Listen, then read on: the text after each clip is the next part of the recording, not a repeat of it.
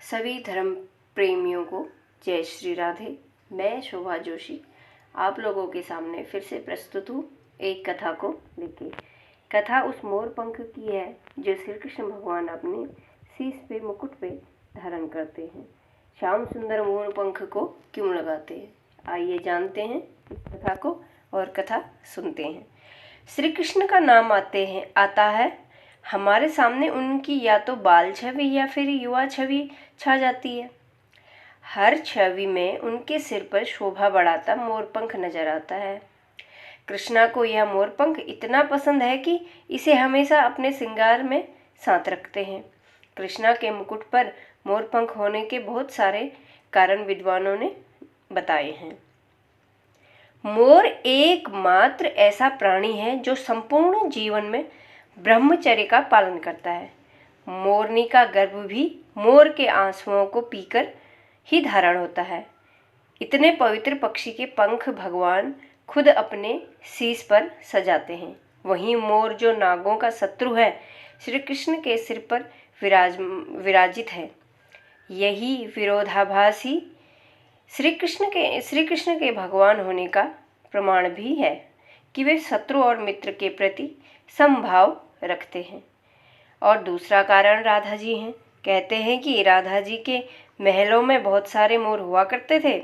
जब कृष्ण की बांसुरी पर राधा नाचती थी तब उनके साथ वो मोर भी नाचा करते थे। एक दिन मोर का पंख नृत्य करते करते गिर गया। कृष्ण ने उसे झट उठाकर अपने शीश पर सजा लिया। उनके लिए यह राधा के प्रेम की धरोहर ही थी। ऐसा भी कहते हैं राधा के महलों में मोर थे, वे उन्हें नचाया करती थी। जब वो ताल ठोकती तो मोर भी मस्त होकर राधा रानी जी के इशारों पर नाचने लग जाते थे। मोर पंख में सभी रंग हैं, गहरे और हल्के भी। ऐसे रंगों को देखकर यही संदेश देते हैं कि जीवन में इसी तरह सभी रंगों से भरा हुआ है। कभी चमकीले रंग तो कभी हल्के रंग, कभी सुखी जीवन तो कभी दुखी जीवन। और मोर की अगली कथा है कि गोकुल में एक मोर रहता था। श्री कृष्ण के द्वार पर बैठा भजन गाता रहता था। कोई न सहारा बिन तेरे गोपाल, सावरिया मेरे।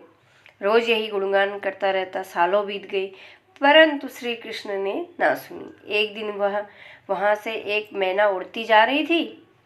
उसने मोर को परेशान देखा। उसे ये देखकर हैरानी हुई कि श्री कृष्ण के दर पर कोई रो रहा है। मैना ने मोर से अपनी परेशानी का कारण पूछा।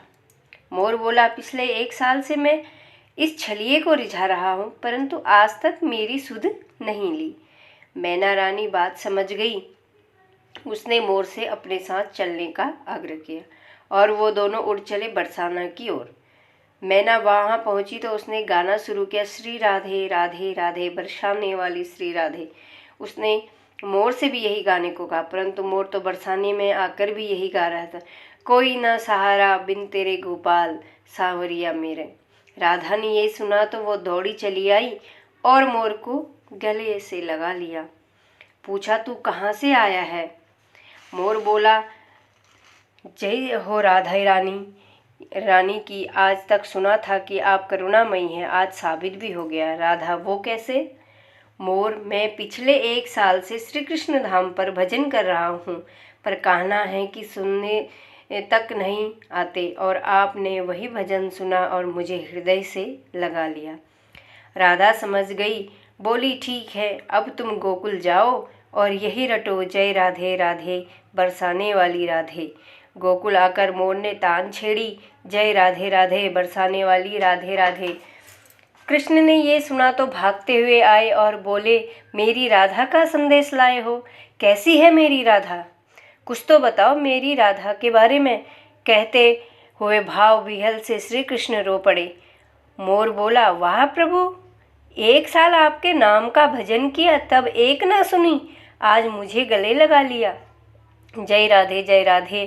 श्री कृष्ण, तूने राधा नाम लिया, ये तेरे लिए वरदान है और मैंने तेरी सुध नहीं ली, ये मेरे लिए श्राप है।